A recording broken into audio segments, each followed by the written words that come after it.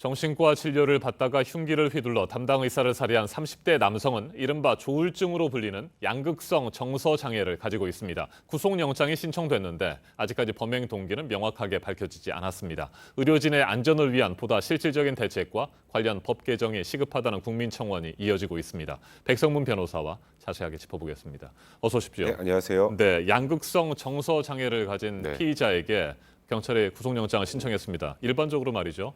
심각한 정신질환을 가진 범죄 피의자에게도 영장이 발부됩니까? 통상적으로 이제 정신질환이 너무 심한 경우에는 이제 강제 입원 제도라는 것이 있으니까 네. 일단 일정 기간 입원을 시켜서 치료를 하고 조사가 가능한 상태로 만들어서 이제 영장을 청구하는 경우도 있고요.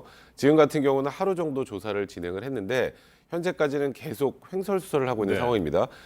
이게 발생한 게 작년에 마지막 날 오후 5시 44분경이었는데요. 마지막 환자였다고 합니다. 아하. 그리고 그 상황에서 본인이 이제 그 현장에서 체포가 됐는데 체포될 당시에도 내가 칼로 찌른 것 맞다라고 네. 자백을 하면서도 범행 동기와 관련해서 굉장히 횡설수설하는 상황이란 말이죠. 근데 아예 너무 심한 중증 질환자 같은 경우는 일단 일정한 기간 강제 입원을 시키고 그다음에 경과를 보고 다시 약간 연장할 수 있는 제도가 있고요. 그게 아닌 경우에는 일반적으로 이렇게 강력 범죄 같은 경우에 조사가 어느 정도 가능하다고 판단하면 구속영장이 발부되는 경우가 많습니다. 네, 흉기를 미리 준비한 점, 여러 가지들을 보면 계획된 범죄가 아닌가 싶은데 어떻게 보세요? 일단은 대부분 계획 범죄인가 우발 범죄인가를 판단할 때 첫 번째로 보는 척도가 이런 살인 사건 같은 경우에는 흉기를 미리 준비했는지 네. 현장에서 집어들었는지를 가지고 판단을 하는데요. 이번 같은 경우에는 뭐 현장에서 집어든 게 아니라 미리 준비를 하고 갖고 있기 때문에 범행의 동기는 지금 명확하지 않습니다만 일단 본인이 누군가를 혹은 지금 이번에 피해자인 이 의사분을 살해하겠다는 의지를 가지고 왔다라고 좀 일단 봐야 될 것 같고요.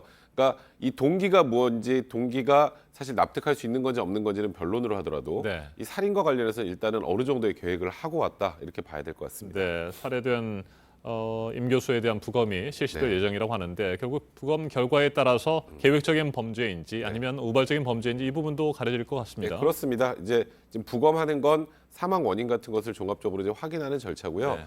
이게 그 현장에 CCTV가 남아 있습니다. 왜냐하면 정신과 병동 같은 경우에는 일반 외래 진료보다 위험성이 훨씬 큽니다. 그러니까 보고된 제가 조사 리포트를 보니까 800배 이상이라고 하거든요. 그러니까 왜냐하면 아무래도 정상적인 환자보다는 뭐 중증 정신질환을 앓고 있는 분들 같은 경우는 어떻게 튈지 알 수가 없지 않습니까? 네. 그래서 그런 일들이 많아서 CCTV에다가 아까 조금 전에 리포트에 나왔던 것처럼 비상벨도 둬야 된다고 하는데 비상벨 누르면 이제 바로 이제 관련자가 다가와야 되는데 근데 문제는 이번 사건 같은 경우는 CCTV고 비상벨이고 아무 의미가 없어요. 흉기를 미리 준비하고 온 아하. 사람한테는 대응할 수 있는 아무런 방법이 없다라는 게 또 굉장히 큰 문제로 들어가고 있는 상황입니다. 네, 지난해에도 응급실에서 의료진이 네. 폭행을 당하는 사건이 꽤 많이 있었지 않았습니까? 이번에는 응급실이 아니고 진료실입니다. 네. 응급실에 대해서는 뭐 여러 가지 처벌 강화하는 법안들도 만들어지고 그랬습니다만 네. 진료실의 경우에는 법적 처벌 기준도 없고 뭐 여러 가지로 미흡한 상황인 것 같아요. 네, 보통 이제 응급실에서 난동을 부리고 술을 마시고 네. 와서 의사를 폭행하고 이런 것들 굉장히 작년에 여러 번 보지 않았습니까? 작년에 일단 2017년 기준으로 800건이 넘습니다. 네. 한 1년에. 근데 응급의료와 관한 법률에서 이제 응급실에서 누군가가 난동을 피우고 폭행을 하고 하면은 이거는 일반 형법보다 강화해서 처벌해야 된다 그래서 개정안이 통과가 됐습니다. 네. 근데 문제는 일반 외래 진료에는 적용이 안 돼요. 그러니까 일반 병원에서 생기는 이런 폭행 사건은 그냥 일반 형법이 적용이 되는 상황입니다.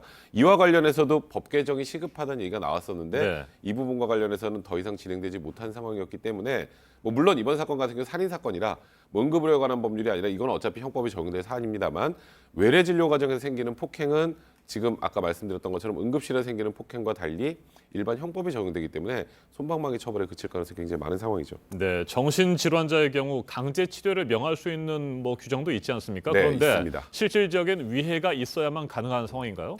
그러니까 이게요, 보통 중증 정신질환자 이번 사건 같은 경우에도 1년 만에 지금 다시 네. 내원을 한 거라고 합니다. 그리고 정말 이유 없이 이런 행동을 현재까지 한 것으로 보이는데 원래는 그렇게 중증 정신질환자가 퇴원을 하고 그다음에 외래 진료를 이제 어느 정도 계속 지속적으로 받아야 되는데 받지 않으면 외래 진료 명령제라는 게 있습니다. 근데 문제는 그게 절차가 너무 복잡해서 네. 그건 거의 현실적으로 진행이 안 되고요. 그다음에 중증 정신질환자 같은 경우 재발의 위험성이 크기 때문에 원칙적으로는 지역 정신건강증진센터에 등록해서 관리하도록 권고를 하고 있는데 여기서 가장 큰 문제가 뭔지 아세요? 의료기관에서 환자 정보를 못 넘깁니다. 아하. 본인이 직접 가서 해야 돼요. 네. 그러니까 본인이 안 하면 방법이 없는 거예요. 그래서 실질적으로 중증 정신질환자가 지역에서 관리되고 있는 게 30% 미만입니다. 그래서 이게 보건복지부가 작년 7월에 이거는 좀 바꿔야겠다. 뭐 예를 들어서 의료 시설에서 전체적으로 지역에다 넘기는 것들을 하는 것 관련해서 이제 개정을 하겠다라는 입장을 밝혔지만 아직 국회에도 보내지 않은 상황입니다. 이 부분은 이런 사건들이 자꾸 발생할수록 사실 정부의 관리 감독이 굉장히 중요하지 않겠습니까? 네. 그 부분에 대한 사각지대가 있다는 것도 여실히 보여준 사건이라고 봐야 될 것 같습니다. 네, 정신질환의 경우 제대로 치료를 받지 않으면 말이죠. 1년 안에 50%, 5년 안에 90%가 재발된다고 하는데 뭐 그 정신질환자 본인과 네. 가족들이 치료에 응하지 않을 경우에는 지금 현재로서는 뭐 어떻게 할 수 있는 방법이 없군요. 그럼요. 그리고 제가 말씀드렸던 것처럼 법 규정은 있는데 네. 법 규정 자체가 좀 모순이 있는 것도 많고요. 제가 말씀드렸던 것처럼 외래 진료를 뭐 강제하는 것도 절차가 너무 복잡해서 안 되고 또 지역에 관리 감독해서 등록하는 것도 의료시설에서 그 환자에 대한 개인정보를 넘길 수가 없으니까 네. 안 되고 그러니까 자발적으로 할 수 있다는 거잖아요. 이번 사건 같은 경우에 사건이 딱 터지자마자 기억하실지 모르겠지만 리포트에서 이 지금 피의자의 정신병력에 관련해서는 그거는 개인정보이기 때문에 알려줄 수 없다라고 해서 지금 언론에도 알려지지 않은 상황이거든요. 그러니까 이런 부분들은 사회 안전을 확충하기 위해서는 조금은 변해야 될 필요가 있지 않을까. 그러니까 지속적으로 치료를 강제할 수 없더라도 국가에서 관리하는 시스템 정도는 좀 정확하게 만들어야 되는데 그 부분에도 좀 구멍이 많이 뚫려 있는 상황입니다. 자, 많은 분들이 궁금해하는 내용입니다. 이번 사건의 피의자도 네. 심신미약이라든지 자신의 정신질환 병력을 주장하면서 네. 감형을 요구할 가능성은 없습니까? 일단은 심신미약이라는 건 정신질병을 앓고 정신질환자라고 해서 다 인정이 되는 건 아니고요. 네. 범행 당시에 본인의 행동을 이해하고 어떤 결과가 발생할 수 있을지에 대해서 인지를 하고 있다면 심신미약으로 감형이 안 되는데 이 피의자가 지금 현재까지 명확하지 않습니다만 본인이 칼을 미리 소지했고 네. 그리고 마지막에 내가 찔렀다는 사실까지 시인을 했단 말이죠.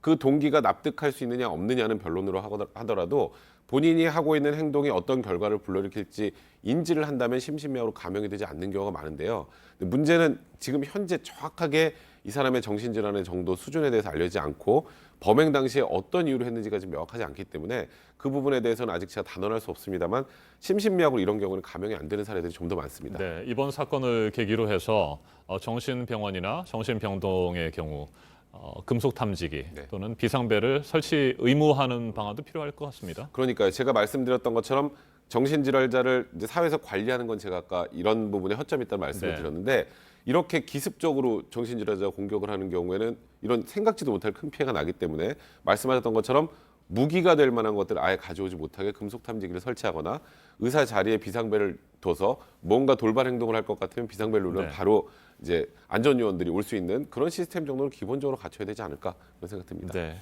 새해에는 더 이상 이 같은 불행한 일들이 반복되지 않았으면 좋겠습니다. 백성문 변호사님 말씀 잘 들었습니다.